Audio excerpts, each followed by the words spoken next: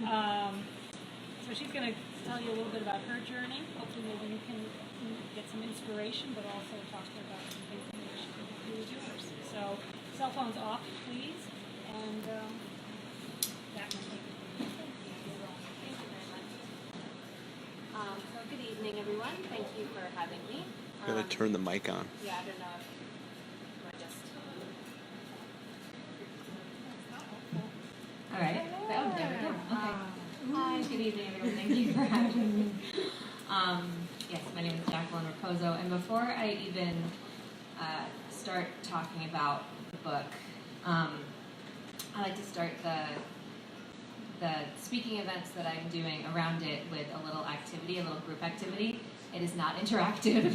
It is you'll be doing it, I'll be doing it, we'll all be doing it in our own heads and in our own spaces, because I only know one person here. I don't know the rest of you. You don't know me. I'm going to be talking for a little bit and then reading for a short bit and then talking a little bit longer, and then maybe we'll talk a little bit together. But this is applicable to what I'll be speaking a little bit about. So if you'll indulge me, what I'd like us to do is to think about one person who did us an act of kindness today or a small favor. It could be someone who bought us a cup of coffee or tea, someone who helped us out at work with something, a kind person in a checkout line at the grocery store, anybody who did us a small act of kindness. And we're going to think about that person for just 10 seconds together. And if you don't have someone specific for today, then maybe think about someone who, as the late Mr. Fred Rogers put it, has loved you into being. I'm sort of taking a play on a 10 seconds of gratitude that he did, and I love how he put someone who has loved you into being, who has wanted what was best for you in life, someone who has brought you to this point in your life.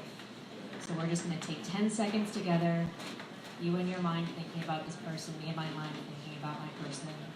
I'll watch the time. Here we go.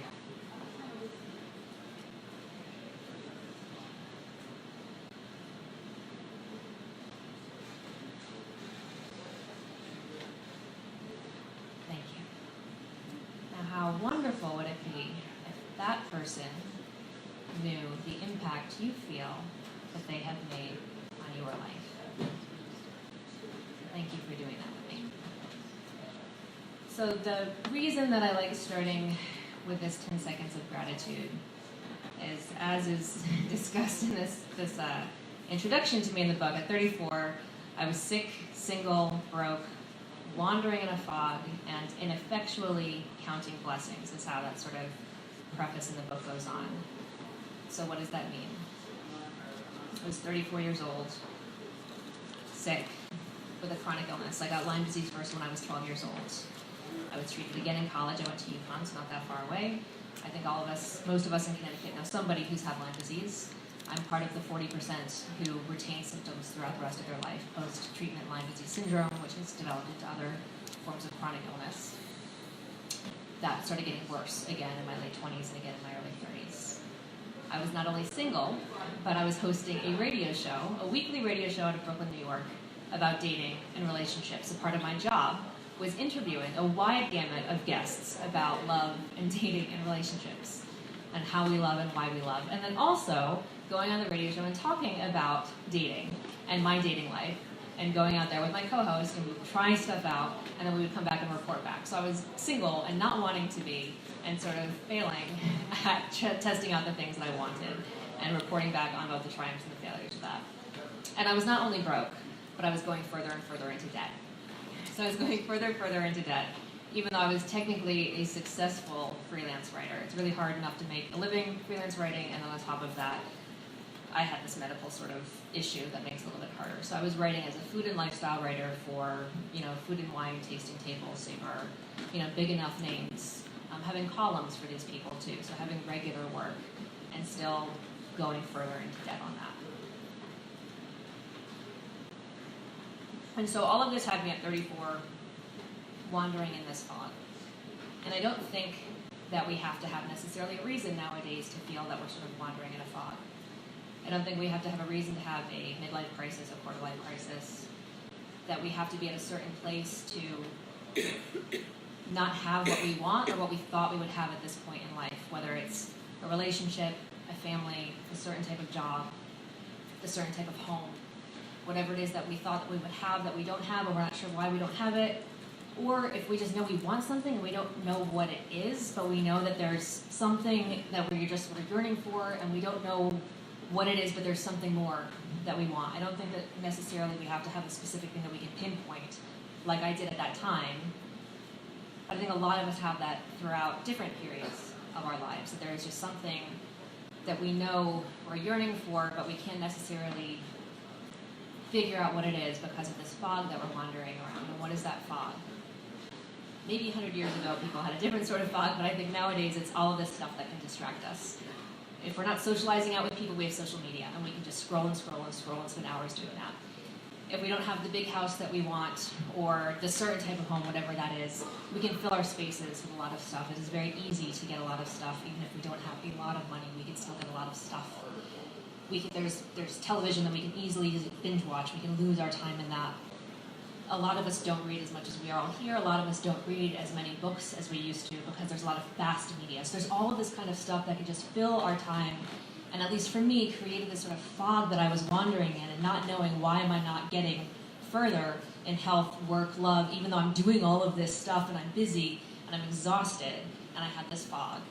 And then on top of that, I was ineffectually counting blessings because I was sort of saying, well, I have an apartment that I love and a roommate who's great. I have the best dog in the whole world. I'm healthy enough that I can work. And so I am working, and I'm doing work that I love to do. And so I'm happy, right? Like, it was a question mark. I'm happy, question mark. I wasn't happy, period. I was happy, question mark. We have so much stuff that we can do. A lot of us will then do, we go on a vacation, or we go to an ashram, or we try another diet, or we just do more and more and more and more. And that wasn't working for me. And so what did I do? I did this project where I was just like, all right, if doing more is not going to fix my life, what would happen if I just do less? If I just take one thing away? And that was social media and dating apps. And that's just sort of what started this whole thing. I'm just going to stop for 40 days, social media and dating apps. And then that went to 90 days of not buying anything that was not a necessity. And after that, it was 30 days of no shopping, no sugar and no alcohol, and then not exchanging holiday gifts, and then another thing, and then another thing. So I had rules for everyone, and I had methods of journaling. I had all these different sort of things that I figured out that I detail, obviously, in the book very specifically, and say, like, what actually triggered the first one, and how that all unraveled. But the fun thing that happened, and the reason why this became a bigger project, is because I had really cut and dry expectations at the beginning. I went on the radio show on June 20th, and said, I'm going off of social media and dating apps. And my co-host was like, yeah, right, you'll be back on tomorrow. And I was like, no, I'm definitely going off and doing this. And he said, well, what do you expect to happen? And I was like, I'm going to read more books. I'll have more time. And yeah, I'll probably be lonely, and I'll probably not, go to all the things that my friends are doing because I'll miss seeing the post on Facebook. But I'll be okay, cut and dry. Shopping, I'll save some money. Sugar, I'll lose some weight. I thought pretty cause and effect things.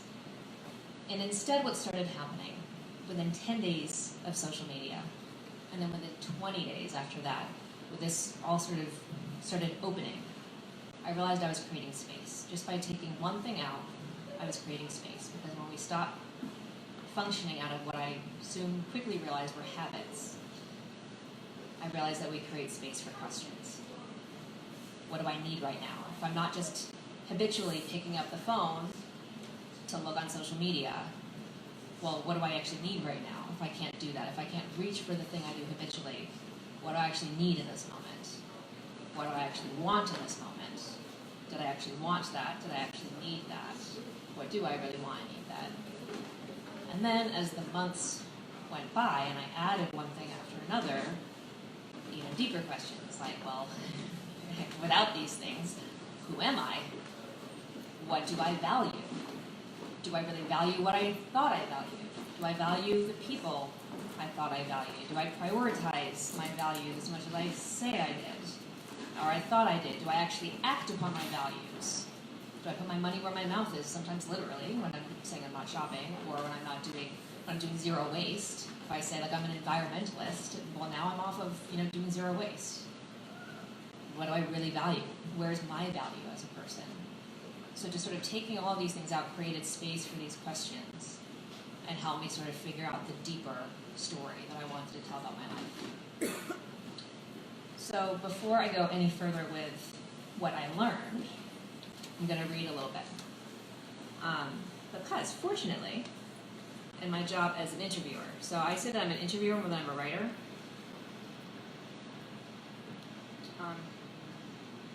Having the podcast, and then in all of the articles I do, I interview people, and then I basically just sort of retell their stories, which is great.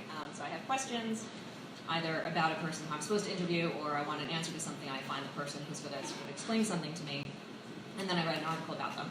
So as I started having these questions in general about why is my body reacting this way, why is my brain reacting this way, then I just found a person basically to help me find the answer to that. So the style of the book, it's memoir and case study. So it sort of goes between here's what I'm feeling and what I'm thinking, and then here's the person to help me explain this. So the section I'm going to read from is later in the year. I say that this went from being the worst year of my life to the best year of my life, because it got really dark. The first set, it got really dark for a while. This is from the when it gets better, when it gets happier and lighter, and I've learned some stuff, and so it's not a sad part of the book to read from. So this is from when I'm doing 1 week of no television. There was 1 month where I was questioning the structure around my workdays, the architecture of my workdays. Because being a freelancer, I work from home. That means I can work in pajamas all day, and often do. So 1 week I didn't. I wasn't allowed to wear pajamas all day, or yoga pants and cute little shirts and sweatshirts, whatever. I wasn't allowed to drink coffee for a week. So all the things to sort of question: am I really being as productive, or even just what will change how will I feel if I just switch up something I do every single day the same way. So at this point, I'm not allowed to watch television for a week. I fail at that earlier in the year, spoiler alert. I just flat out failed pulling back television. As a person with a serious chronic illness, I'm in bed a lot. I watch a lot of television and I love it. So earlier in the year, I doubled down. I was trying to do 2 things at once. I fail on the television part so badly that I don't even tell you in that chapter until after that chapter is over, and then I'm like, BTW, I was also doing this and I failed, and here's why. So then I'm trying again for a short amount of time, cutting it out completely. There's 2 voices in here who come up earlier in the book. One is Professor David DeSteno. He is a psychologist and the head of the social emotions group at Northeastern. His studies specifically on social emotions are fascinating, particularly on resistance to temptation, are just really interesting. And he's got several books. And I also interviewed him directly for this book. And then also Amber Case. She is a tech designer, the former CEO of a tech company out in California, and a cyborg anthropologist. Her TED Talk, We Are All Cyborgs Now, is one of the most popular TED Talks that there has ever been. It is fascinating. And then she also wrote the tech manual, Calm Technology, which is like this little book. It's supposed to be just for tech designers. I found it fascinating. She worries that it's really dry. I found it so interesting. So if you just feel like reading a tech manual, it's actually really, really interesting. So she comes out through the book a lot as well. So they're both just those people who are in here. I think that's all I need to tell you about this. Yeah. Okay. So I'm going to read this, and then afterwards I'm going to tell you more about this brain stuff that I learned throughout this process.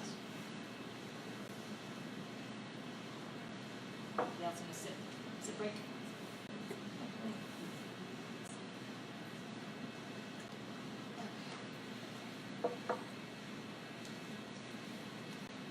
Goggle-boxed, no television. A child is brought into a small room.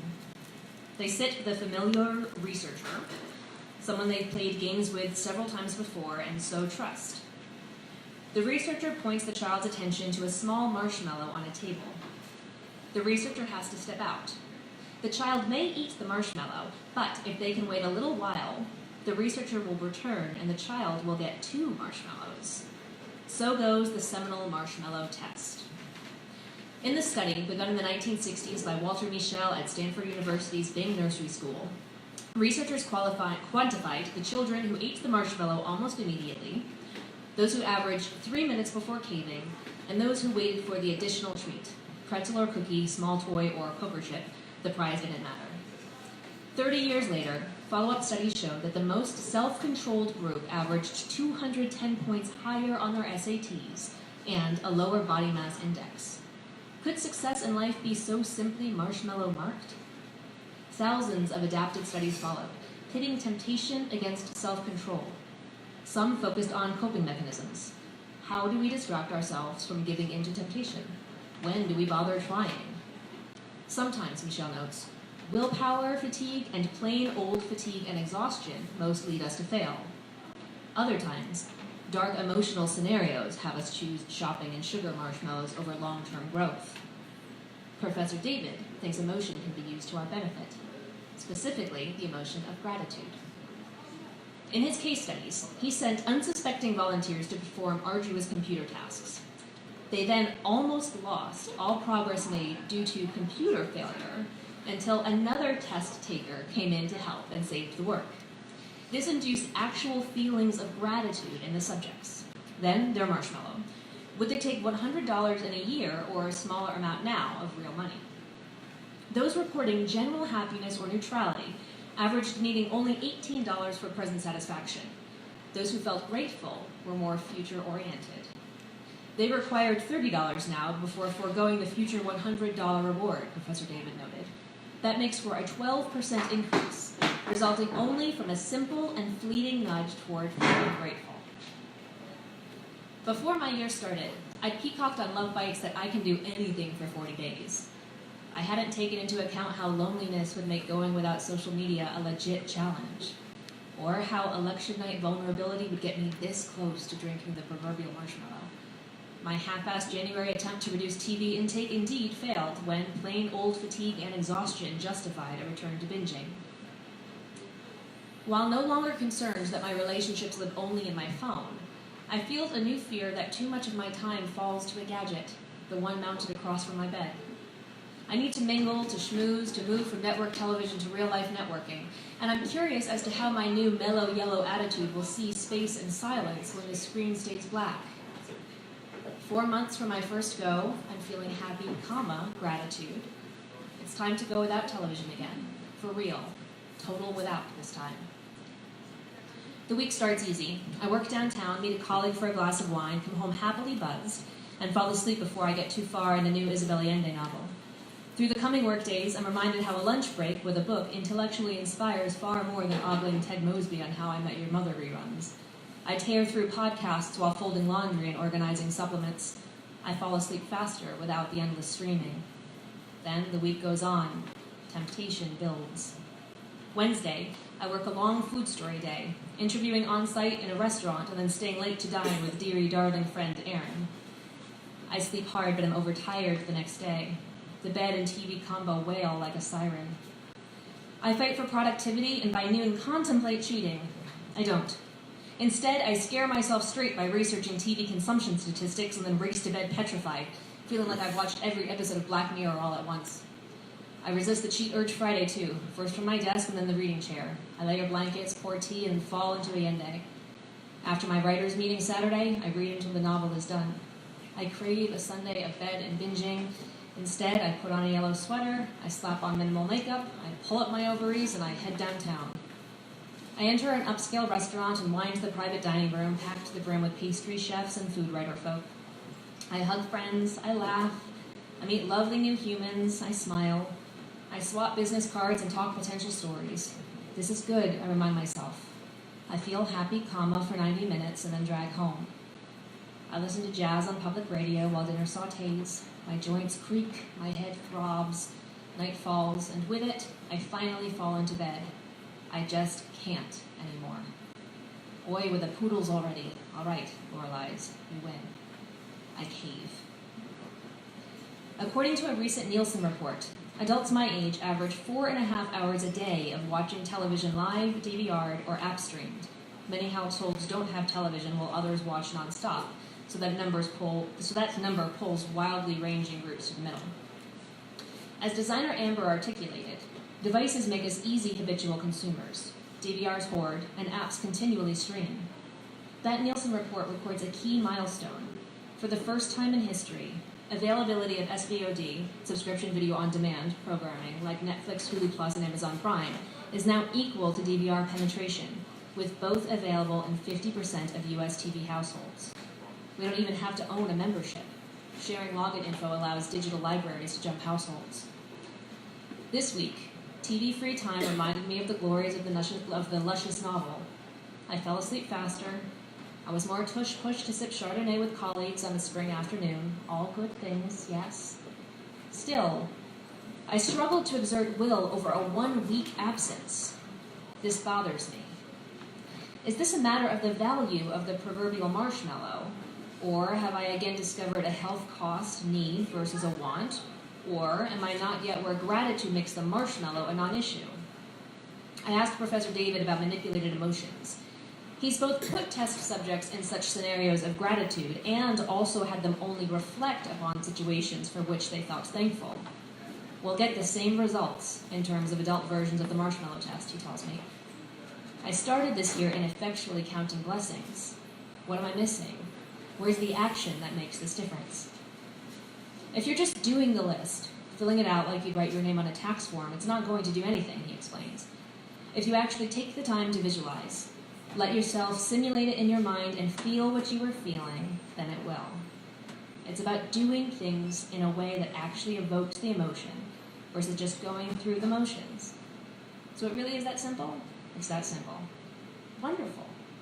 All you have to do is reinstantiate the feeling. 5 or 10 minutes a day are enough. If you're motivated to find and cultivate little habits to cultivate those emotions, they'll do the same thing. Looking back, I realized my counting blessings probably resemble the disenchanted Natalie Wood in Miracle on 34th Street. I believe, it's silly, but I believe. I wasn't visualizing or simulating scenarios of thanks. I wasn't savoring past experiences. I think there's something to be said for evoking gratitude not only for the past, but for the present too. Rather than lingering on the why of this TV habit, what might happen if I just embrace it instead? If I stop thinking of it as a bad thing and accept the fact that the screen brings me joy if I don't just endlessly stream or go through the motions. If I savor this pleasure while it's happening, might positive neurons fire and wire? Might long-term happiness grow? And from the flat screen, where to next? If I stop and savor the writing process that often intimidates me rather than worrying about pitches and editors, will my work infuse with greater joy? If I stop and savor social mixers instead of fixating on how I look or my low energy, will those relationships become even more fun and loving? If I stop and savor the light falling into my bedroom as I read or watch television or work, will I still sleep more soundly at night? Will savoring bring me a more bountiful future reward? I don't know, but I'm going to have more fun waiting for the marshmallows.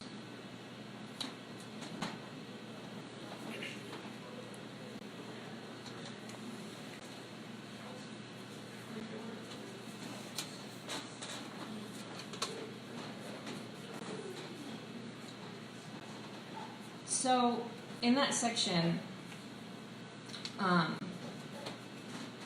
use the phrase neurons fire and wire.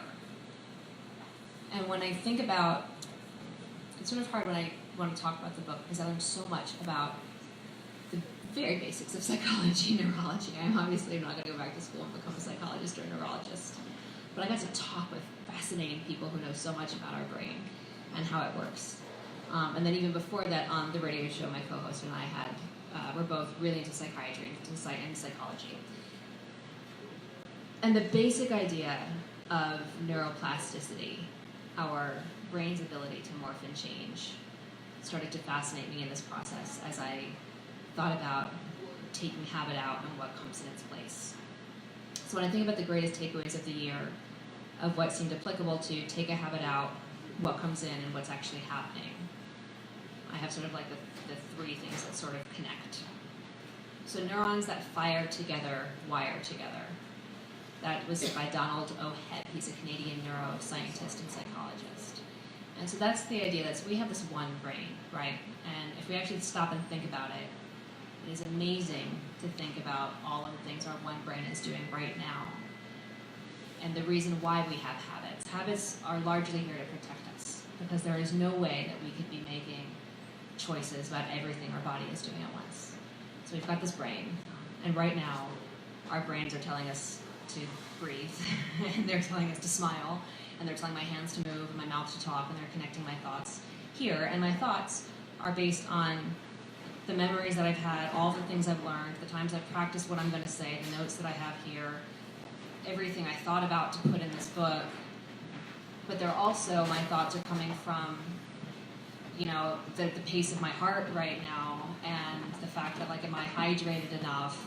And then if we think about our blood pressure and our blood sugar and all the hormones we have going through our body, our brains are processing all of this, and they're prioritizing for us all the time.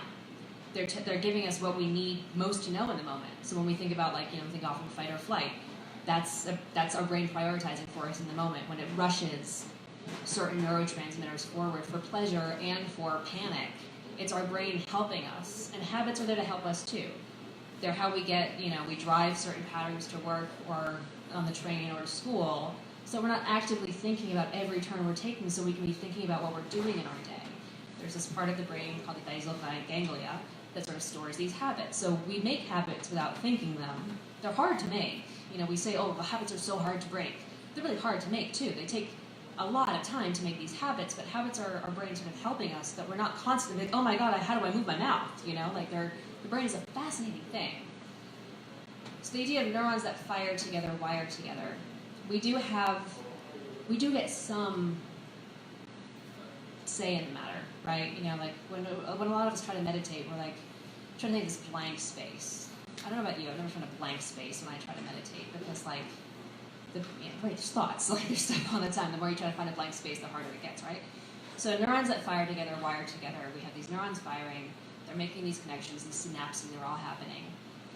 How much control do we have for what is happening up there? In regard to our happiness, Sonia Lubomirsky is a researcher, neuroscientist, a professor out at University of California, Riverside.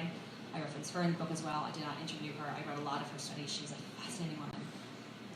In many of her studies have helped her, and her teams have helped her conclude that in regard to our happiness, only 50% of how happy we are is controlled by our genetics.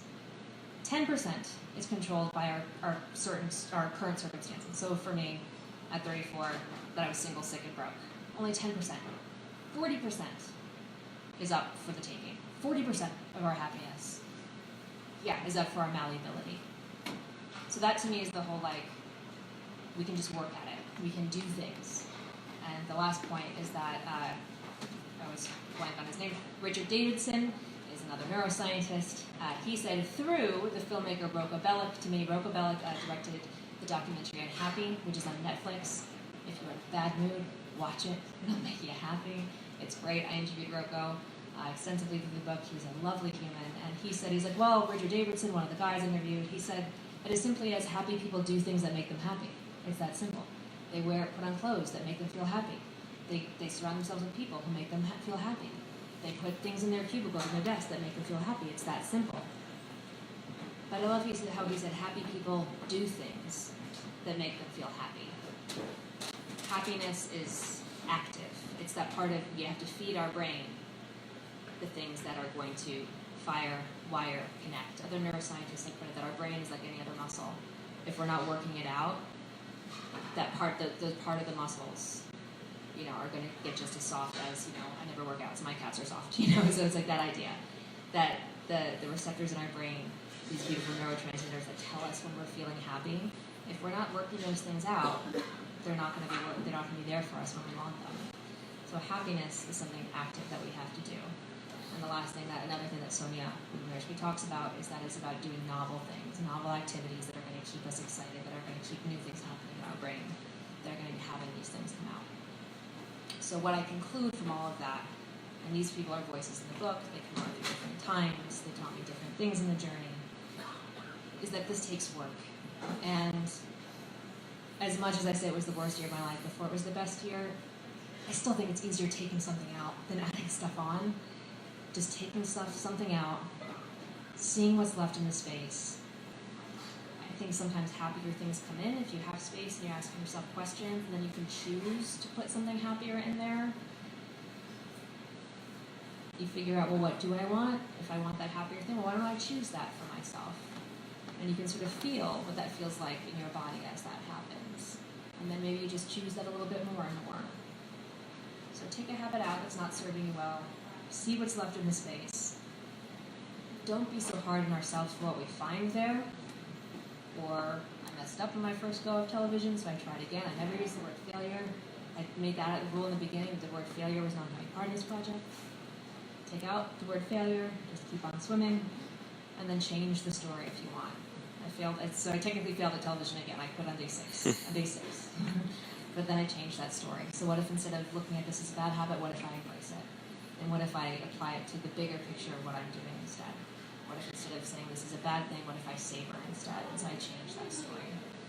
And that still, 2 years later, I think is helping me fire these happier things in my brain, and I can just sort of pull them out as these new tools.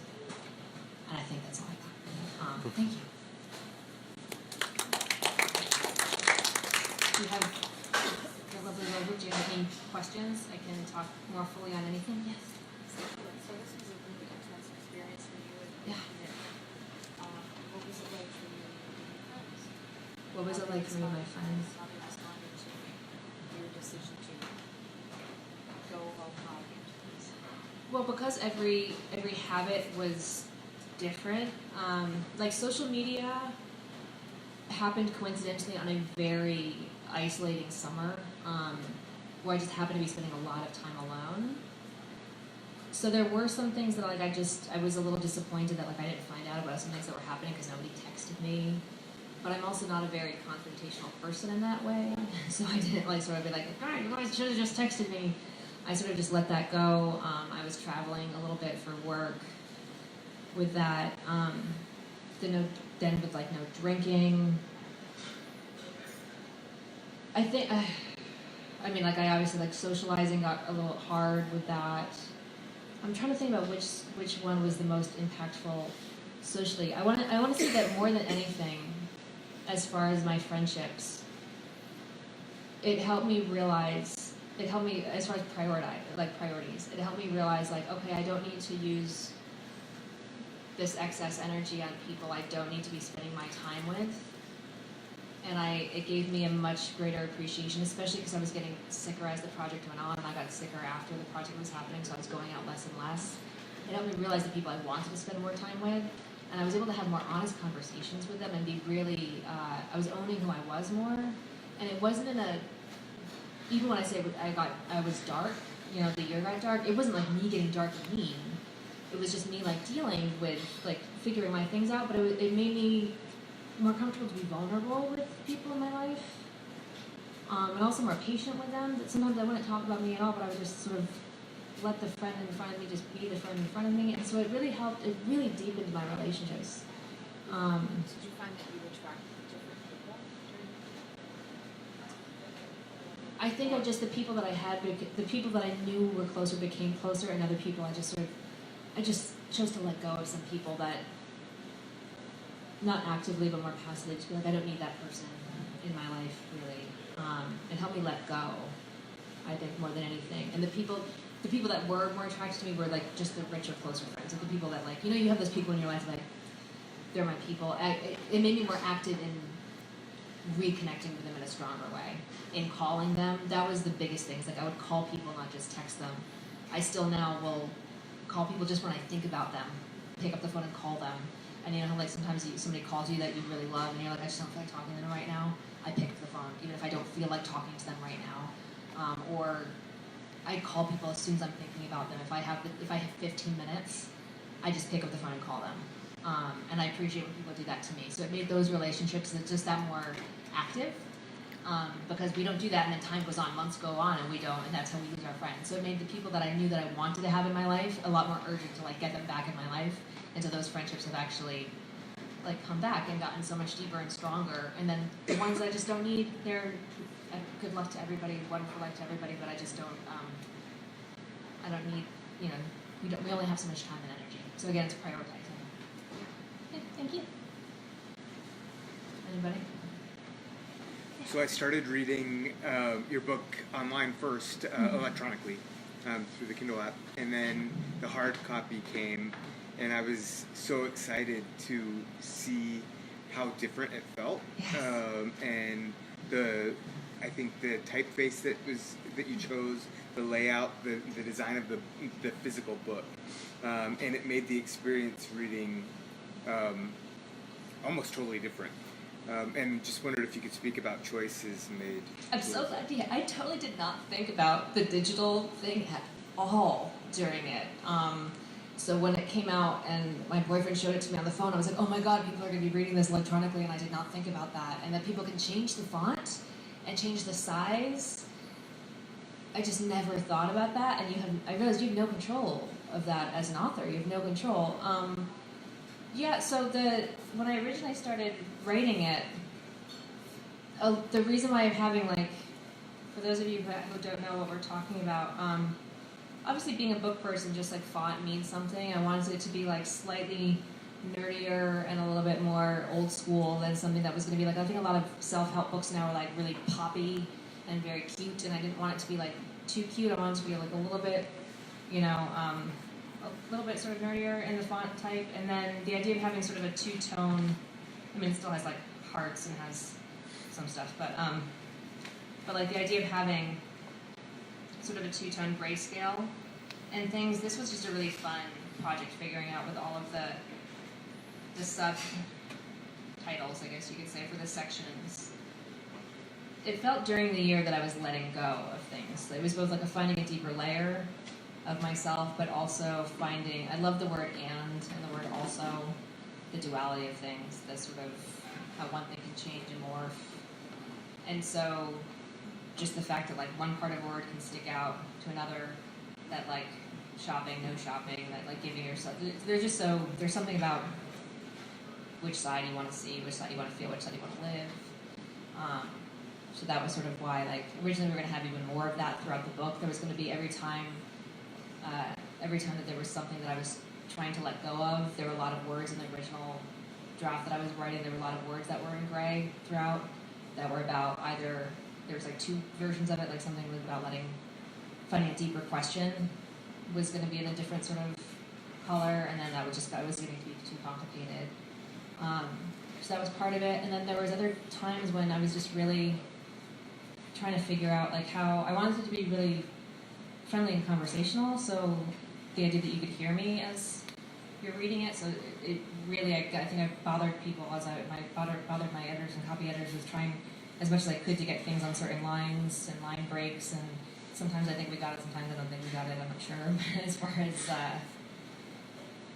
giving certain points for when you would stop and when it would run on, and I don't know how successful we were at it, but it was really fun to sort of play with. I think just being I'm not a great visual person, but how we see things obviously makes a difference, and then for me, how we see things affects how we hear them. So it was a fun part of the process while I was writing it. It meant a lot to me as I was writing it, how I was seeing it, and how I was hearing it. So, did I answer that specifically enough, or do you have any specific questions about that, or? Yeah, you mentioned seeing it as you're writing it.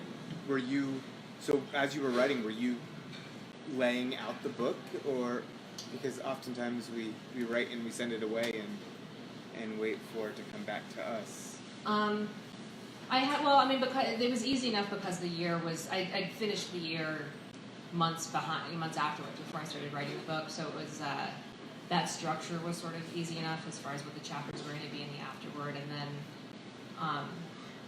I just kept fussing with it before. I sent a full draft off the first time, and so I fussed with the visuals a lot more than I needed to before I sent it off, and it wasn't what it ended up being, of course. But I probably wasted too much time for my own sake, like as I was going through. But I think once you have it just gets in your own head as you're writing it. Like, no, it doesn't look.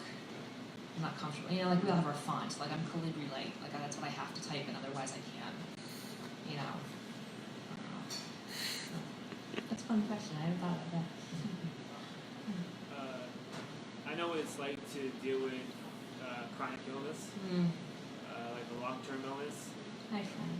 And I was just wondering, what I've found is to be isolating socially.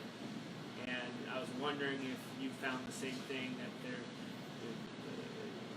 social life is there's the interaction between the illness, something like that, and the social life. But I was wondering if you could speak on that. Yeah. Overcome it. Entirely. It is an ongoing process. I still, that was one of the main reasons I had to go off social media, because I spent a lot of time alone, even now. Even today, I was alone all day today until 4 o'clock. I was alone most of the day yesterday. I've just spent a lot of time alone. I don't go out often at all, ever, in order to be okay enough to do something like this or to go to a family event. I spend most of, I'd say like 75% of my time by myself. And I think it's very hard, especially with social media. That's one of the reasons why I had to go off of it, because I was spending a lot of time alone as I was getting sicker, going online both because I thought it was helping me connect with my friends who don't have illness, and then also it was giving me a social community of people who do have illness. But it wasn't making me feel any better about myself. It was making me almost sadder. It was making me more resentful about my illness. And so going off of it really helped me just bring in, it was hard because I was more alone. Having a dog really helps.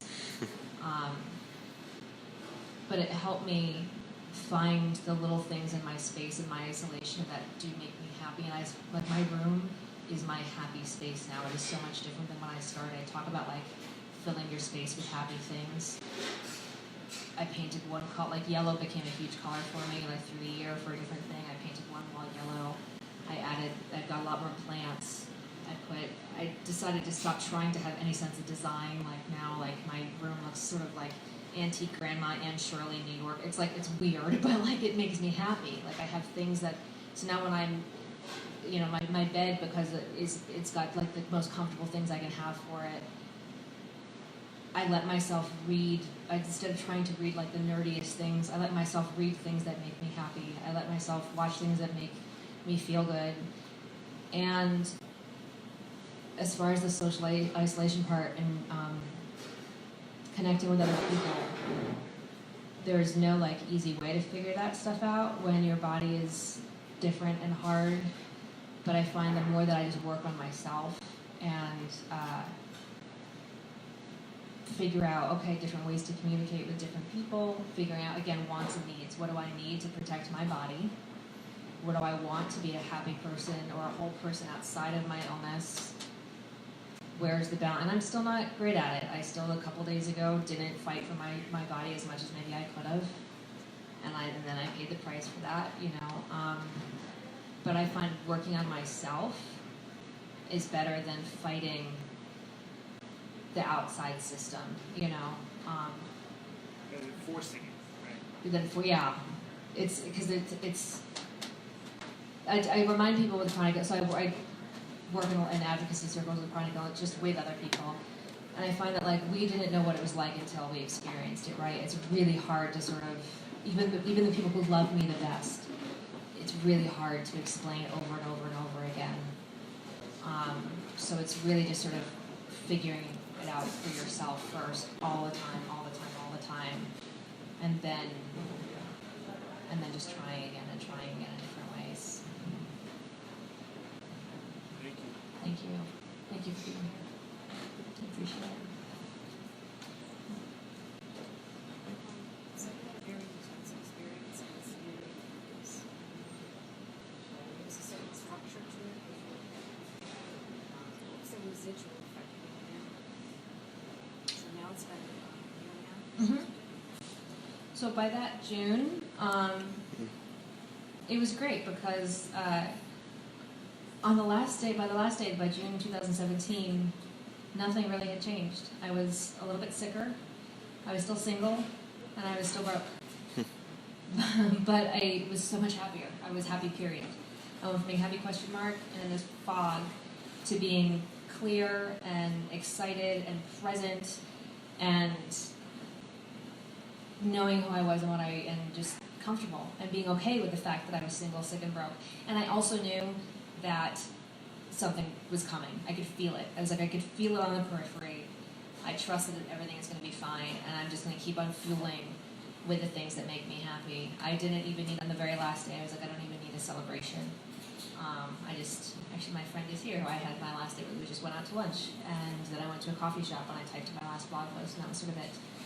And then the epilogue, I do say that a couple months later, I met the man who's now my boyfriend, he still is, and then a month later, got some better work from that. And then the day that I was like, I don't care if I never write a book about this, then my agent was like, hey, guess what? But again, like if I had been in a bad place about like, nothing came, it's June 20th, 2017, and it wasn't worth it, who knows what would have happened afterwards, you know? So it's still doing the happy things. And it still takes work. It still takes work. Like I could be just as miserable as I was in 2016 if I wasn't still doing the things and still learning and asking and all that stuff. Thank you. We're going to do a signing here. Welcome to come on up. There are books that we registered. We'd like to buy them first and then come over. Jacqueline's going to be sitting here for a while and chat while she signs. But there are books over there if you'd like. If you'd like to take a look at one right here, we're just going to go right around this corner. And thank you very, very much for coming. It's really great because she's still here. Talk a little bit more. Thank you for coming. I also have bookmarks and coloring pages and more chocolate. You're welcome to take them. My friends, I didn't make any of them. My friends made them. So yeah. Thank you for coming.